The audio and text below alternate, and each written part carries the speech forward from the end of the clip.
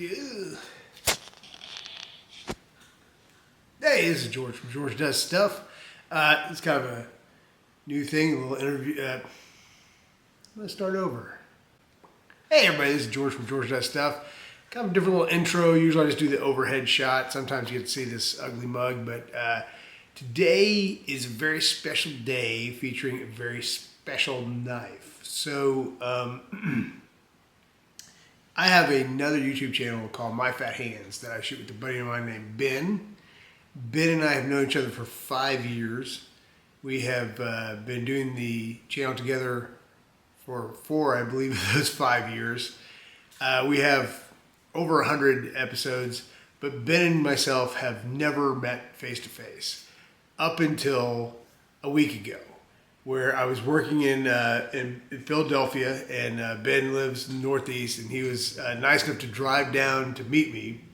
And when he drove down to meet me, first time ever, after knowing each other for 5 years, meeting face to face, photo here or somewhere, he gave me this. Hide my face. A Civiv, my very first Civiv, by the way. A Civiv Mini Praxis, which is an outstanding knife, but it's much more important because of the sentimental value that this symbolizes the first meeting of me and Ben. So thank you, Ben. Thank you to all my subscribers and all the people who watch the channel. If you don't subscribe, that's fine. But we're going to do a review of this knife, which is it's going to be a good knife. I already know it is. But anyhow, yeah, we're going to do a review of this knife. So stay tuned, and thanks for watching George Does Stuff. Hey everybody, welcome back to George Does Stuff, the worst knife review channel in all of the internet and, well, let's face it, probably the solar system. Anyway, we have fun, and that's what it's all about. Like always, I'd like to go out of my way to thank my subscribers. I never ask anybody to subscribe to this channel. I do not know why anybody would, but for those of you who do, I am forever in your debt, and I appreciate you. And for those of you who watch my channel and don't subscribe, I appreciate you too. It's all good. As long as you are here and you're entertained, that's all that matters. That's what we're all about over here. So you probably just saw a killer intro, a very heartfelt and sentimental opening, a tribute to my buddy Ben, who I do another YouTube channel with, which is just a zany, raucous MyFatHands channel is the name of the channel. It's just zany, and it's just two middle-aged guys talking about Godzilla, basically, is what it breaks down to. And a dead lobster named Leon. And if you know that joke, you will laugh. Anyway, so welcome back to my channel. We are reviewing the knife that Ben gifted me in Philadelphia when we met face to face for the first time. And as you already saw from the beginning, it's a Civiv. And it's my first Civiv. And I have been avoiding getting Civiv knives for reasons that I don't know. So I'm just weird that way. Sometimes they're just... I think there was so much hype around Civiv that I just didn't want to jump on the hype train.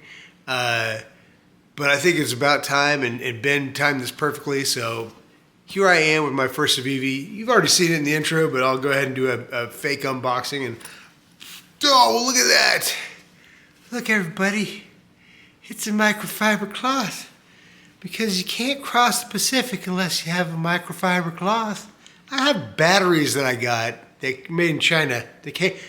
Batteries. Why do you need a microfiber cloth for batteries? Anyway, it's a lovely lime, yellow, greenish microfiber cloth with the Civiv logo on it, which is excellent.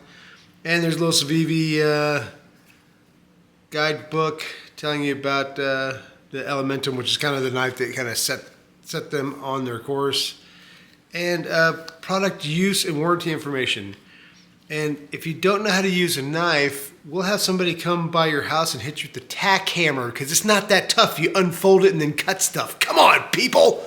I'm just kidding, and I stole that from Tommy Boy. It's all good.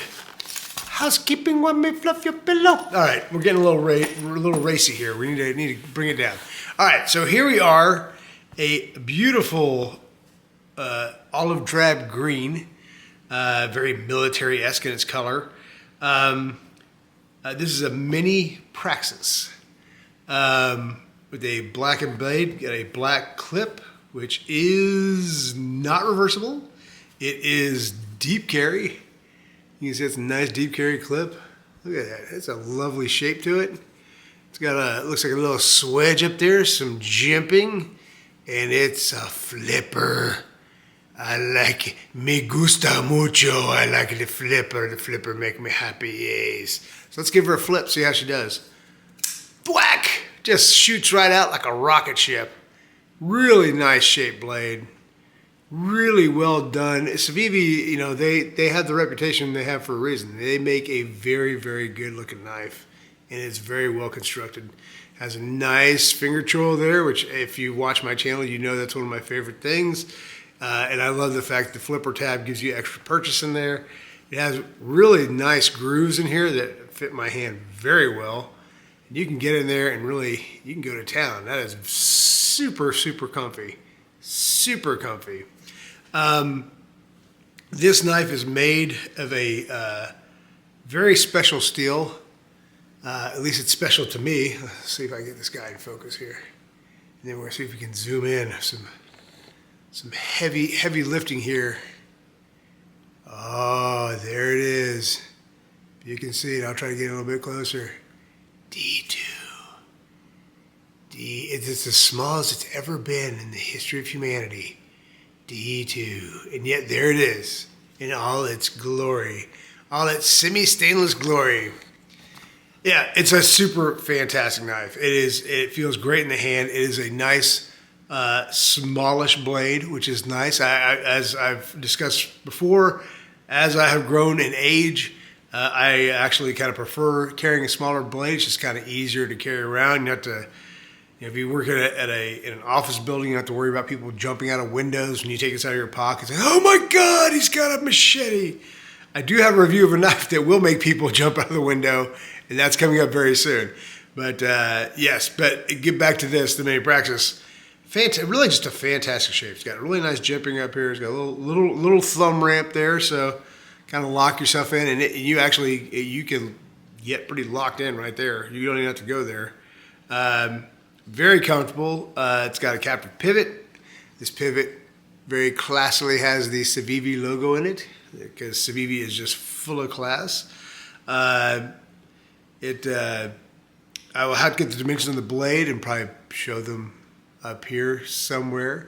Also, this is not a hyper expensive knife, which is nice because this is a very, very well made knife. It's not going to break the bank. There are a couple knives that come from the land of Walmart that I don't particularly care for, and this I think is a direct competitor for those. It's a little bit more expensive, not much. I'll put the price somewhere around India or China, somewhere in there. I'll put it maybe somewhere in Europe. Who knows? But there's gonna be a price up there. I promise you that. And yeah, this is a really well constructed knife. It has a G10 scales. Not overly aggressive, but there's you can probably hear there's some grip there, and it has full liners that. I guess they are skeletonized to save a little bit of weight, but because of those full liners, I mean, this is a very robust knife. You can't pinch in those scales to make them wobble like my Deca Hogue or a Benchmade bug out. You can on those, because there's no liner, you can literally squeeze them until they actually touch each other. This is not like that. It has a full open design, which I am a huge fan of because it keeps dirt and stuff from getting captured inside the knife. For people who love integrals, integrals are a huge mess because you got to get in there. If you keep it in your pocket, lint, dirt, dust, all sorts of crap, anything that gets in there, it's stuck in there, and you got to figure out a way to get it out. And it's a pain in the butt. Trust me, I know. Or you could just do what I do with my spider codes and forget you have them in your pocket, stick them in the washing machine, and they come out spanking, sparkly new.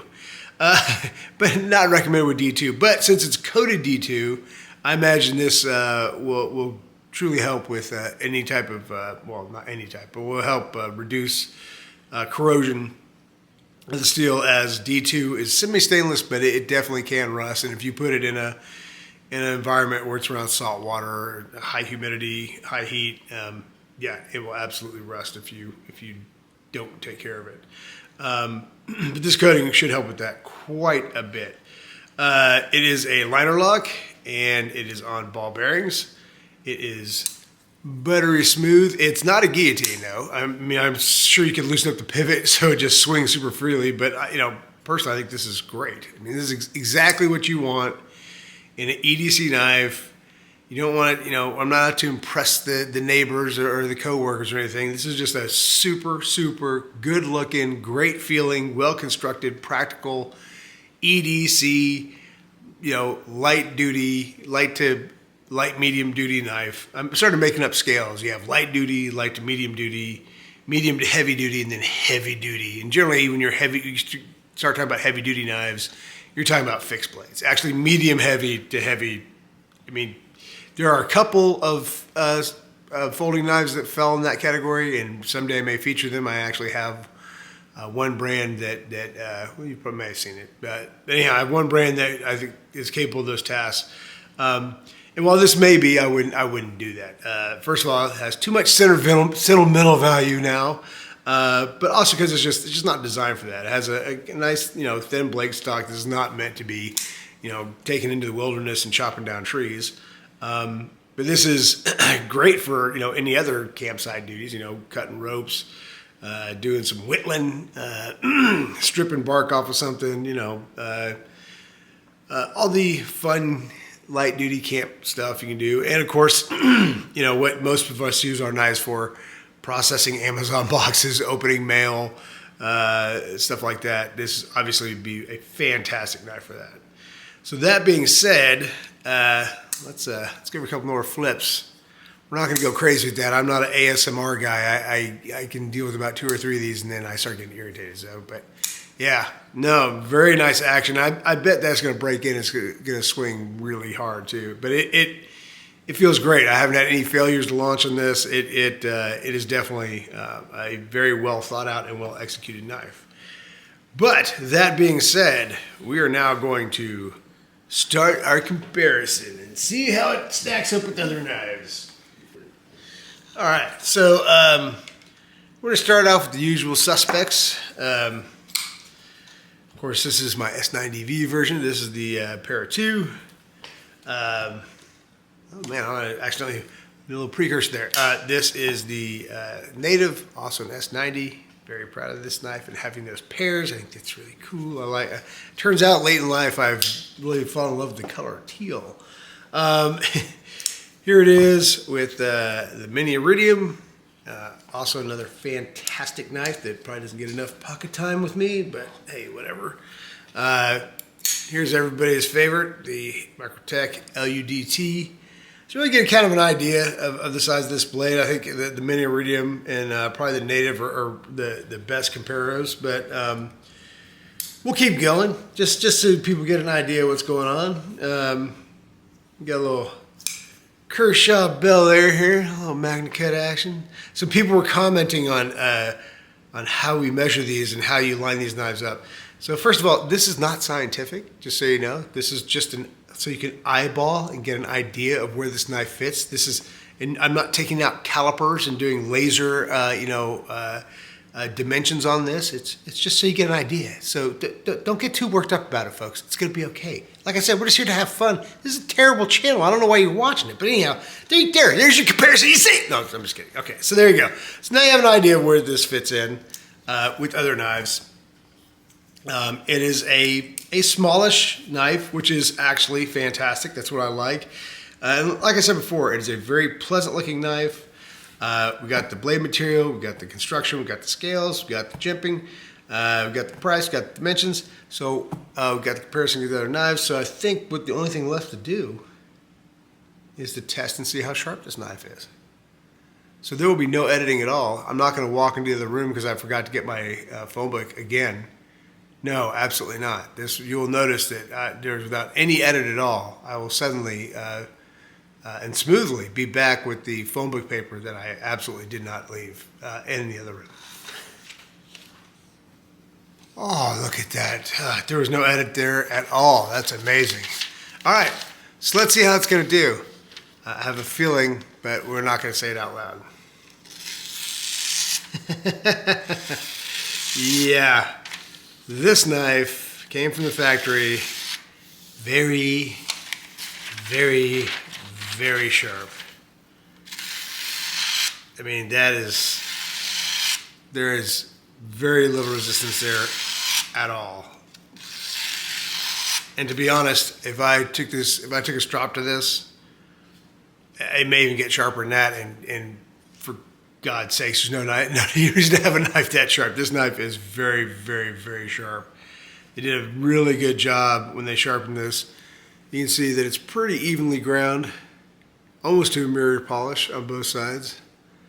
Civiv really has their act together. There's a reason why people love these knives so much, and it's because they are absolute quality knives. And that being said, absolutely recommend this knife. This is a fantastic knife. And again, my thanks go out to my buddy Ben for getting this for me. I cannot thank you enough.